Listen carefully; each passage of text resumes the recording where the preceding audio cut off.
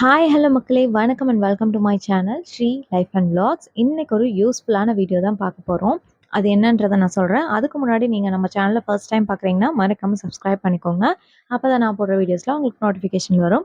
இன்றைக்கி நம்மளே ஈஸியாக ஒரு கஸ்டமைஸ்டு கிஃப்ட் தான் பண்ண போகிறோம். அதை ஃப்ரிட்ஜ் மேக்னெட்டாகவும் யூஸ் பண்ணிக்கலாம்.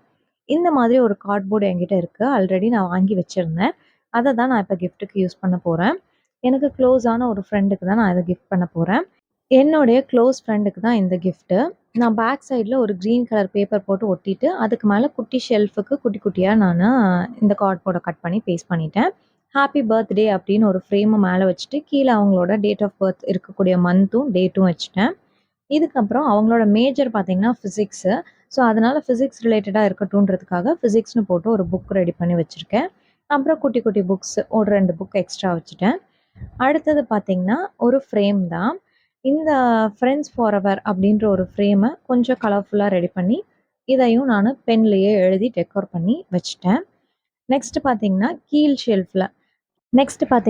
ஷெல்ஃப் எம்டியாக இருக்கு இல்லையா? ஸோ அதுக்காக நான் என்ன பண்ணேன்னா, ஒரு ஃப்ளவர் பாட் அந்த மாதிரி ஏதாவது ஒன்று வைக்கலாம் அப்படின்னு யோசித்தேன்.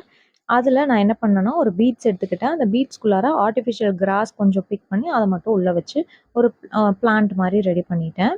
நெக்ஸ்ட்டு பர்த்டே கொடுக்கறதுனால இது ஒரு கேக் மாதிரி ரெடி பண்ணி ஃபோம் க்ளே அந்த மாதிரி எல்லாம் வீட்டில் இருந்தது. க்ளே எல்லாம் யூஸ் பண்ணி ஒரு கேக் ரெடி பண்ணி அதை மேலே வச்சுட்டேன். கீழே ஒரு மிரர் மாதிரி அடுத்தது ஒன்று செட் பண்ணேன். அதை செட் பண்ணியும் வச்சுட்டேன்.